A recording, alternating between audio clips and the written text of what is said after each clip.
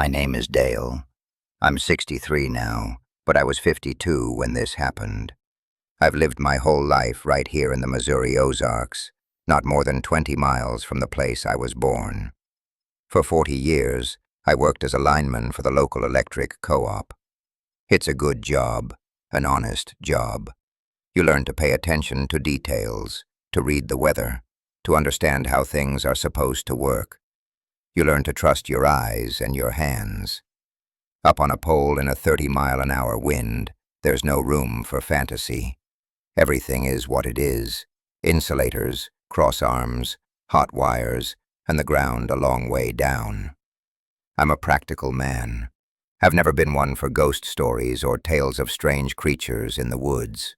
To me, a noise in the dark was always a raccoon, a deer, or at worst, a black bear that had wandered down from the hills. The world made sense. It was orderly, even in its wildness. I say all this so you understand that I'm not the kind of person who goes looking for things that aren't there. I'm not trying to get on some TV show or sell a book. Frankly, telling this story makes my stomach turn. For 10 years, I've only told 2 other people, the ones who were there with me. But I'm getting older, and the silence is heavier than it used to be. I feel like I owe it to my dogs. I owe it to Blue. So I'm going to tell you what happened that night in November, deep in the Mark Twain National Forest. I know how it's going to sound. I've played it over in my head 1,000 times, and even I have trouble believing it some days. But it happened. I was there, and it changed everything. Before I get into what happened, if you're new here, consider subscribing. I share stories like this regularly. And drop a comment letting me know where you're watching from. I always like to know who's listening. All right, let me tell you what happened that Tuesday night. It was the second week of November, cold enough to make your breath smoke, but not so cold that the ground was frozen solid. A damp, heavy cold that sinks into your bones. The sky was clear, full of stars like chips of ice, and there was a sliver of a moon that didn't do much more than turn the darkness from pitch black to a deep, washed-out gray. Perfect coon hunting weather. My cousin Bobby, who was in his late 30s back then, picked me up in his old Ford. Bobby's a good man, but he's always had a bit of a hot temper. Quick to act, slow to think. We met up with Earl at the turnoff to the Forest Service Road. Earl was in his 70s, hunted these hills his whole life. He didn't say much, but when he did, you listened. He was the kind of man who'd forgotten more about the woods than most people ever learn. We had the dogs in the boxes in the back of Bobby's truck. I had Blue, my treeing walker, the best dog I ever owned. He had a nose that could find a coon in a hurricane, and a deep, booming bawl that would echo through the hollows. Bobby had a pair of blue ticks, Sadie and Junior, good dogs but young. Earl had his old Redbone, Rusty, a dog almost as old and quiet as he was. We drove for what felt like an hour, deep into the forest, the gravel road getting rougher and narrower, until it was just 2 ruts in the dirt. We parked at a familiar spot, a little clearing at the head of a long, deep hollow we called Sycamore Creek. We'd hunted it dozens of times. We knew its ridges, its creek beds, its big den trees. It felt like our own backyard. The moment we killed the engine, the quiet hit us. Not a peaceful quiet. It was a dead quiet. Usually you'd hear the peepers, the crickets, the call of a late-night owl. That night, there was nothing. Just the ticking of the cooling engine and the rustle of our jackets. It was the kind of silence that feels heavy, like it's pressing in on you. I remember looking at Earl, and he was just standing there, head tilted, listening to the nothing. He spit a stream of tobacco juice onto the ground. "Woods are holding their breath tonight," he said. That was all. We let the dogs out, and they seemed to feel it, too. Instead of tearing off into the brush, they stayed close, whining a little, their tails low. Blue, who was usually all business, pressed up against my leg, a low growl rumbling in his chest. That wasn't like him at all. We had to coax them to get going. "Go on, get 'em, Blue," I said, giving him a pat. He looked up at me, his brown eyes full of something I couldn't read, then trotted off into the dark with the others. We clicked on our headlamps, the beams cutting tunnels through the blackness. We stood there for a few minutes, sipping coffee from a thermos, waiting. The air smelled of damp earth and decaying leaves, the signature scent of an Ozark autumn. But underneath it, there was something else, a faint, musky smell, kind of like a wet dog that's rolled in something foul. We figured a coyote or maybe a bobcat had passed through. It was strange, but not alarming. Not yet. After about 10 minutes, we heard the first bark. It was Sadie, Bobby's younger dog. But it wasn't the excited, "I've got a trail" bark we were used to. It was a sharp, frantic yip laced with fear. Then Junior joined in, his bark high and choppy. A moment later, Blue opened up. His deep, resonant bawl was the sound I lived for, but this time it was different. It didn't have that confident, rolling echo. It was strained, urgent. It sounded like a warning. "Something ain't right," Bobby said, flicking his cigarette into the dark. "They sound spooked." Earl just nodded slowly, his face grim in the glow of his headlamp. He pulled his old Ruger .357 from the holster on his belt and checked the cylinder. That got my attention. Earl didn't unholster that pistol unless he had a damn good reason. We started walking, following the sounds. The dogs were moving fast, down into the hollow, their barks echoing off the steep hillsides. They weren't trailing a coon.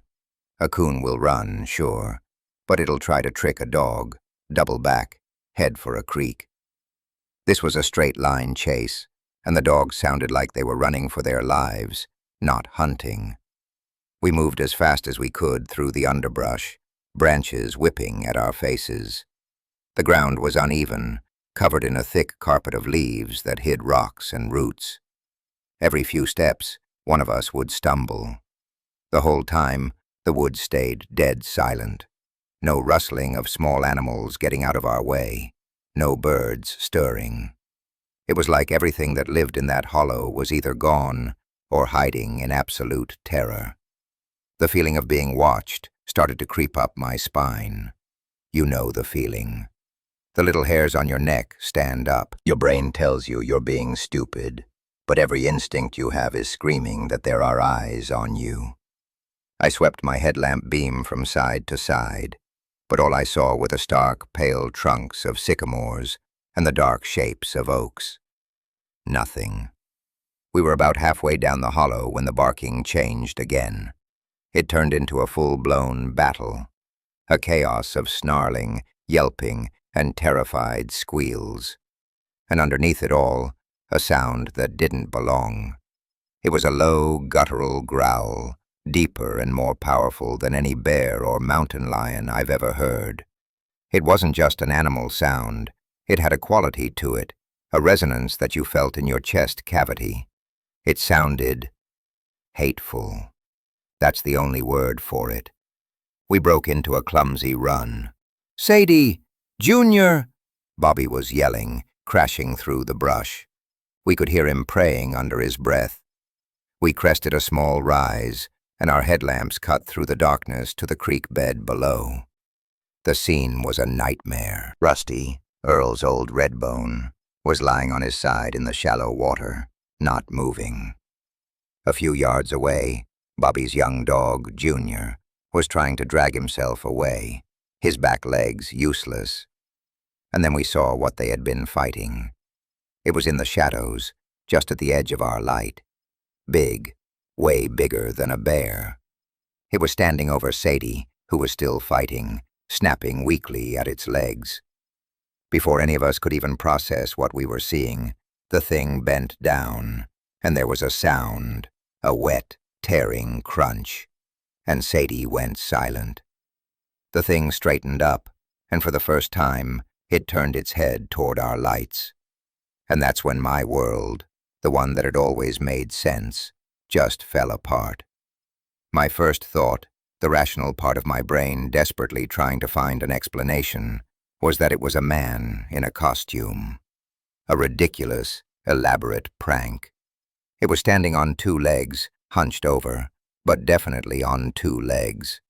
It had to be at least 7.5, maybe 8 feet tall. It was covered in thick, matted fur, the color of charcoal and dirty river mud.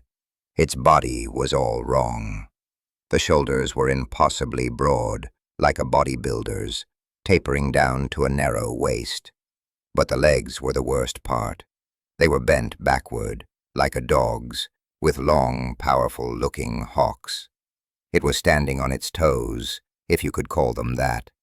They were long and ended in thick, yellowed claws that dug into the soft earth of the creek bank. It wasn't a man. It wasn't a bear. It was something else entirely. It was standing there, perfectly still, watching us. For a few seconds that stretched into an eternity, none of us moved. We were frozen. All you could hear was our ragged breathing and the gurgle of the creek running over the rocks. The thing's chest rose and fell slowly, deliberately. The smell hit us then, a wave of it, thick and nauseating. It was the same musky odor from before, but 100 times stronger. It smelled of wet fur, stagnant water, and something else, like rotting meat left in the sun. A butcher shop smell, a predator's smell. My light was fixed on its head. That's the part that haunts my dreams. It was a dog's head, a wolf's head maybe, or a giant German shepherd's. It had a long snout filled with teeth that I could see even from 50 yards away. They were yellow and long, the canines curving out over its lower lip like tusks. Its ears were pointed and tall, and they twitched, swiveling independently to catch every sound. But the eyes were what broke me. They didn't reflect the light like a normal animal's. A deer's eyes glow green, a coyote's yellow. These glowed a deep, dull, angry red. And they weren't animal eyes. They weren't vacant or instinct-driven. They were intelligent. They were looking at us, sizing us up, and they were filled with a cold, calculating malice. It knew we were there. It had known all along. It had used our dogs to draw us in. We weren't the hunters. We were the prey. The silence was shattered by Bobby. He let out a sound that was half a scream, half a sob. He lifted the little .22 rifle he carried for potting squirrels. It looked like a toy. "You son of a bitch!" he screamed, his voice cracking. "You killed my dogs!" "Bobby, no!" I yelled, but it was too late. The crack of the .22 was sharp and thin in the vast silence of the hollow. It echoed once, then died. I saw a little puff of fur fly from the creature's massive shoulder. It might as well have been a mosquito bite. The thing didn't flinch. It didn't cry out in pain. It just lowered its head slowly, and the growl that had been rumbling in its chest erupted into a full-blown roar. It was the most terrifying sound I have ever heard. It wasn't just loud, it was physical. It hit you in the chest like a punch, vibrated up through the soles of your boots. It was a sound of pure, unrestrained rage, a mix of a wolf's howl and a lion's roar, but with a deep, grating, almost human quality to it. The trees seemed to shake with it. The very air felt like it was tearing apart. That roar broke the spell that had held us frozen. My training as a lineman, years of dealing with sudden, life-threatening situations, kicked in. My brain went from terrified paralysis to pure survival mode. All I knew was that we were in the wrong place, and we had to get out. But before we could move, the creature did. It dropped from 2 legs onto all 4s, but it didn't crawl. It moved in a low, powerful lope, like a giant hyena. The speed was unnatural. It covered the 50 yards between us in what felt like 2 seconds. It wasn't running. It was just eating up the ground, its massive limbs churning, throwing mud and water behind it. Our headlamps were bouncing everywhere, creating a strobe light effect of pure chaos. I saw a flash of claws, long and black, like obsidian knives. I saw a glimpse of its open mouth, the black gums and the rows of yellow teeth. I saw Earl, his face a mask of grim determination, raising his pistol.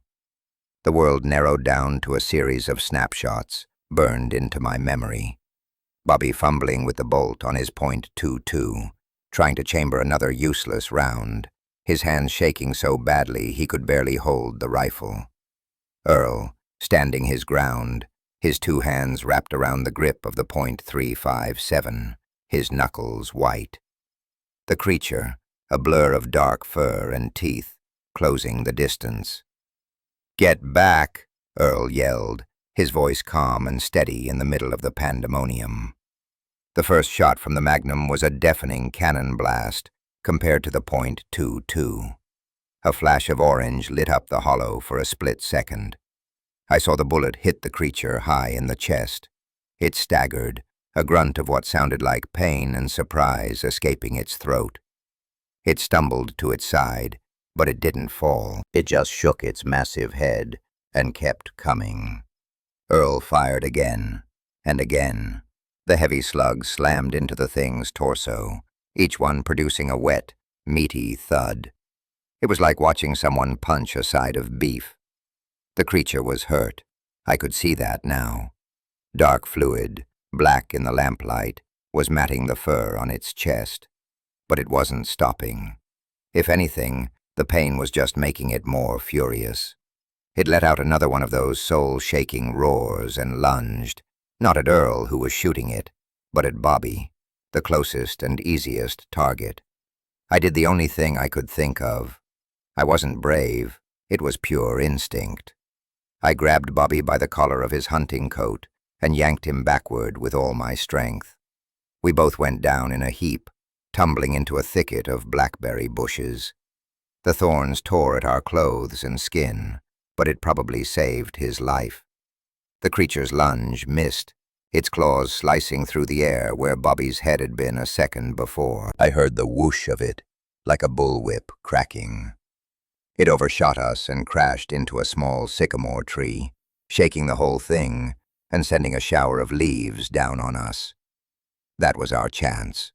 "Run!" I screamed, scrambling to my feet and pulling Bobby up with me. "Go! To the truck!" Earl was still firing, backing away slowly, putting himself between us and the monster. One of his shots must have hit a leg, because the creature stumbled and its charge faltered. It turned on him, its red eyes burning with hate.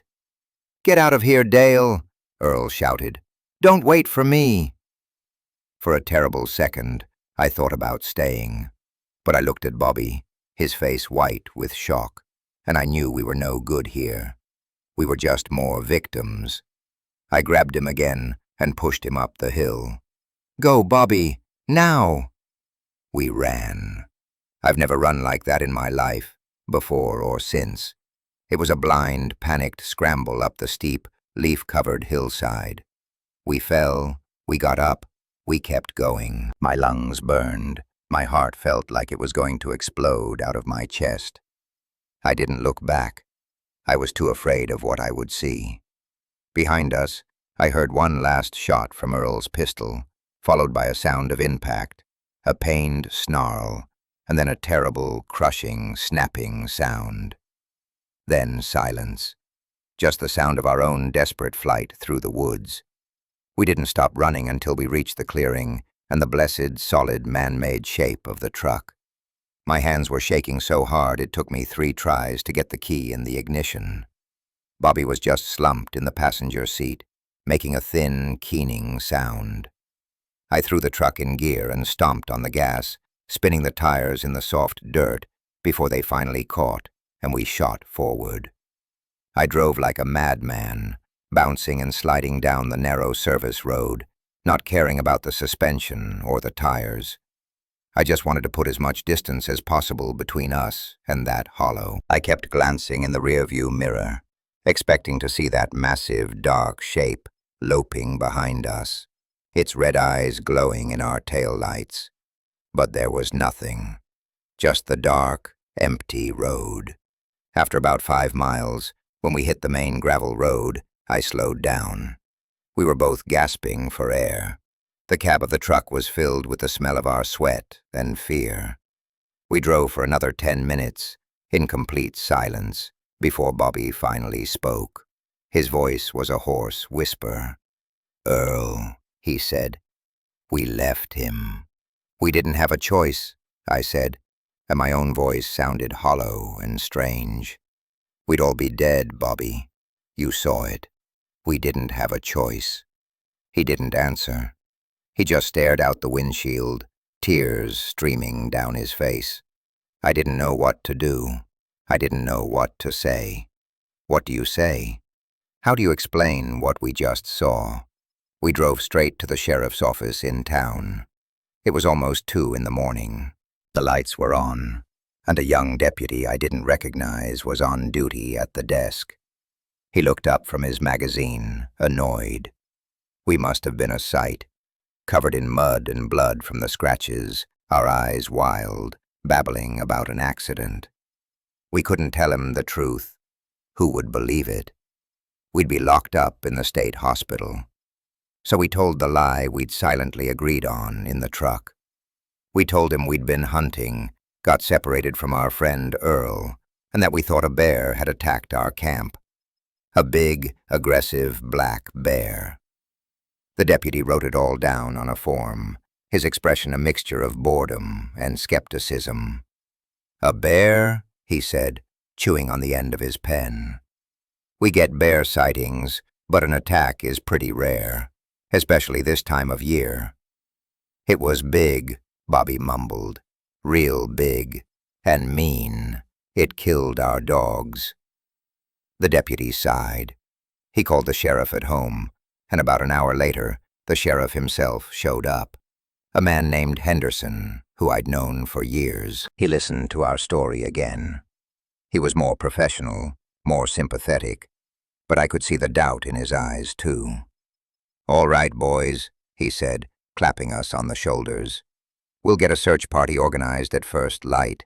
You go home and get cleaned up. We'll find Earl." They didn't find him.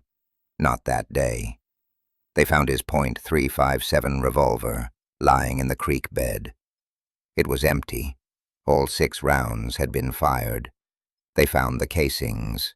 They found blood. A lot of it. They found tracks that they identified as unusually large bear tracks. They found what was left of our dogs. The county animal control officer who bagged them up just shook his head and said he'd never seen anything like it. The bodies were torn apart. Not eaten, just destroyed. It was rage, not hunger. They searched for 3 days. Volunteers, deputies, men with dogs. They combed every inch of that hollow. They found a few more strange tracks. A trail of what they thought was blood that just petered out on a rocky bluff. And one other thing. Earl's hat, lying near the base of a huge oak tree. It was undamaged, just sitting there. After a week, they called off the official search. Earl was listed as a missing person, presumed to have succumbed to the elements or a tragic hunting accident. The official story was that he was attacked by a bear, got disoriented, wandered off, and died of exposure. Everyone in town accepted it. It made sense. It fit into the world they understood. Only Bobby and I knew the truth. The weeks that followed are a blur. I didn't sleep. Every time I closed my eyes, I saw those red eyes, that long snout full of teeth. I heard that roar. I quit hunting. I sold my guns, except for an old shotgun I kept loaded by the bed. I gave away my dogs, all except for Blue. I couldn't part with him. He was never the same after that night. He'd lie on the porch and tremble for no reason. He'd stare off into the woods with a low growl in his chest. Any sudden noise would make him yelp and cower.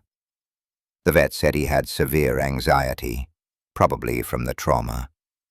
He died in his sleep about a year later. I think his heart just gave out from the fear. Bobby took it even harder. He started drinking heavily. He lost his job, and his wife left him. We didn't talk about that night. We couldn't. There were no words for it. We'd see each other in town, nod, and look away. The shared knowledge was like a wall between us and everyone else. How can you have a normal conversation about the weather or the price of gas when you know what's really out there in the dark? I felt like I was living in a different reality from everyone else.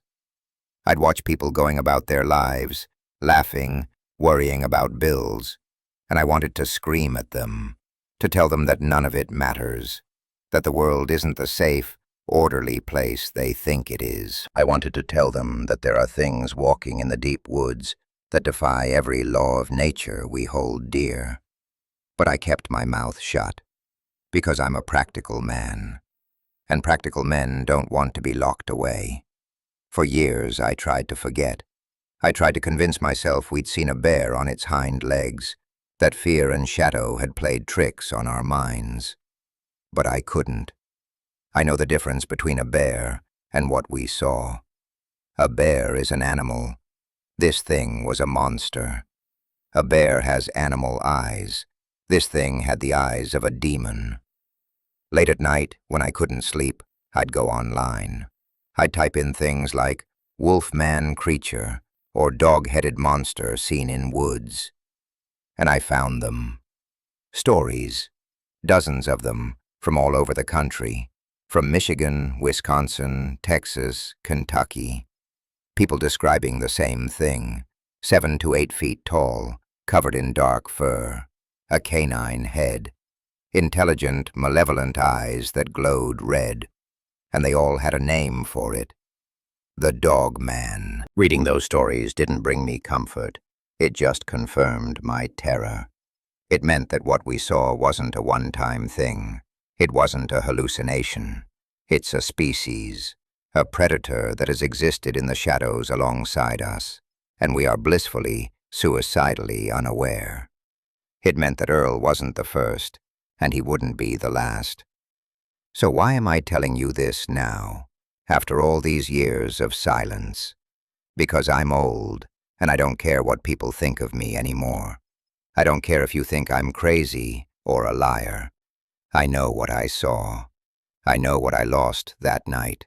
3 good dogs, a good friend, and my peace of mind. I lost the woods, which had been my church and my sanctuary my whole life. Now when I look at a dark tree line, I don't feel peace. I feel a cold dread because I know what can walk out of it. I'm telling you this as a warning.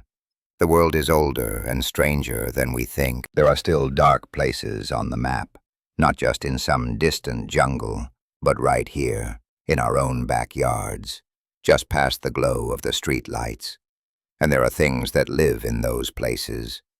So if you're ever out in the woods at night, and the crickets suddenly stop chirping, and the woods go dead silent, don't be a hero. Don't try to be brave. Trust that primal fear that's been bred into us for 1,000,000 years. Get in your truck and leave. Go home, lock your doors, and be grateful you get to see the sunrise. Because some people, like Earl, don't. I don't know what that thing was. I don't know if it's a flesh and blood creature, some undiscovered primate, or something worse, something from a place we don't have a name for. I just know that it was real. I know that it was intelligent, and I know that it hated us. Every night, before I go to sleep, I see it. I see it standing in the creek bed, the water swirling around its strange, backward bent legs. I see the moonlight glinting off its claws and teeth. And I see its eyes, those terrible, burning red eyes, looking right at me across the years. And I know, with a certainty that chills me to my soul, that it's still out there,